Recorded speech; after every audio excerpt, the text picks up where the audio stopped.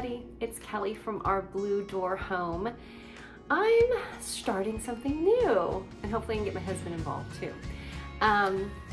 Number of years ago, I decided I was going to write a cookbook for my family, and I did.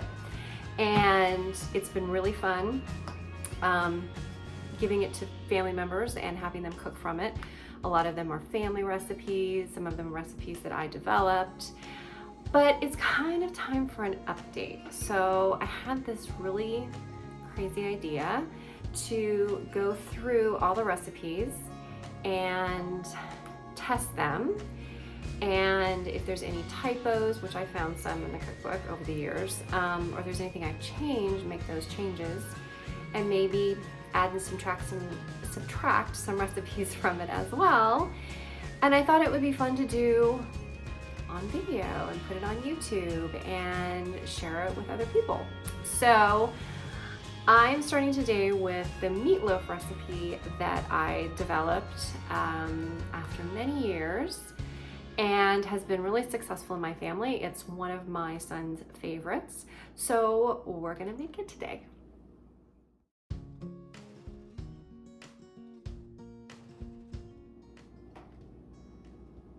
Okay, so here are all the ingredients. It starts out with 1 chopped up onion that I actually sauteed in a tablespoon of butter and a tablespoon of olive oil. I like my onions sauteed in my meatloaf. I think they taste kind of raw and strong if they're not sauteed. So that's my little trick with that. I add some chopped up parsley. This is from my garden actually. This is 2 to 3 tablespoons depending on how much you like. So we're gonna give that a good stir. We're gonna salt this puppy really good. Okay, we're gonna add some ground pepper to taste. And then we've got both onion powder and garlic powder. And we're going to do 1/4 of a teaspoon of both of those. I use these a lot in cooking. I mean, I use real onion or fresh onion, I should say, and fresh garlic as well. But there's definitely a place, I think, in cooking for the powders. Oh my gosh, I can't get to this. Let's see if we can get in here. There's like barely any in here. Okay, it's coming, it's coming. So 2 eggs in, oops, 1/2 cup of milk. Splash, splash. Cooking is so much fun. Okay, for a lot of years, I put everything in my meatloaf. I had pepper and cheese and I tried everything, and I just got it really simple one day and I like it so much better. So this is 3/4 of a cup of panko.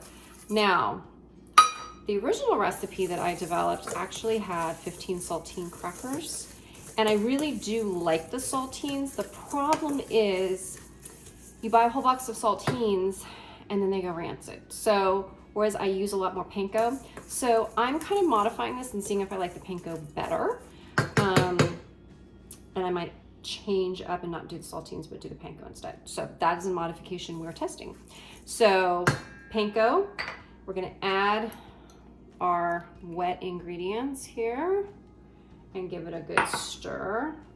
I think it's important to stir it really well so the panko doesn't just become gloppy within the meatloaf. So now things get fun. We're going to add our meat. I use 1.5 pounds of ground chuck and 1/2 pound of ground pork. So there's a lot of fat in this particular meatloaf, which makes it delicious and helps it to stick together.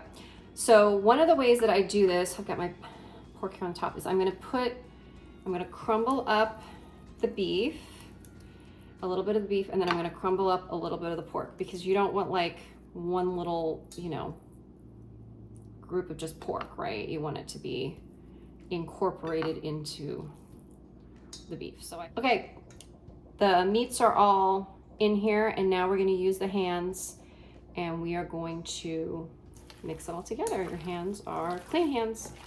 What does Ina Garten say? Clean hands are the best tools. Here is a baking sheet with some foil on it, just so that my cleanup's a little bit easier. And I'm gonna take my meatloaf here. I'm just going to stick it on here. And I'm gonna start shaping it. Now, the thing about it is you don't want it to have any air bubbles. So I know this is gonna be a little bit weird, but I'm actually going to hit it with my hands to get the air bubbles out. So, okay. And I can kind of see where the air bubbles are, where there's just space. And then I just shape it. The reason I do it on a baking sheet versus a meatloaf or bread, you know, one of those Pyrex, is because it just sits in the fat, and there's a lot of fat, as I said, with the chuck and the pork. So this allows the fat to drain. It allows for there to be caramelization on the meatloaf, and I just don't have all that fat that it's sitting in. So, all right, I think that that's a good shape. I'm kind of picky about my meatloaf shape. I guess I shouldn't be. I'm a little anal about it.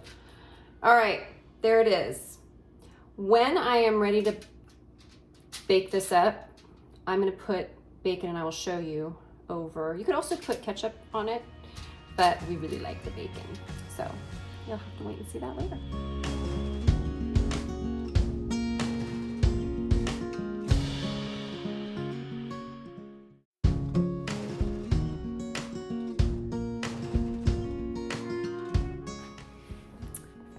All right, so as you can see, I'm having leftovers tonight. I'm having the amazing meatloaf sandwich from the meatloaf that you just saw. So that's my meatloaf recipe. All I changed was from going from the saltines to a 3/4 of a cup of panko. And I did the bacon. I did 4 slices of bacon cut in half, and instead of ketchup, but I think I'm just gonna add both of those as an option. 350 degrees for 1 hour, and you've got meatloaf for last night and for, if you didn't eat it all, tonight. So check it out. Let me know what you think. And we'll catch you next time with another recipe. Have a good one.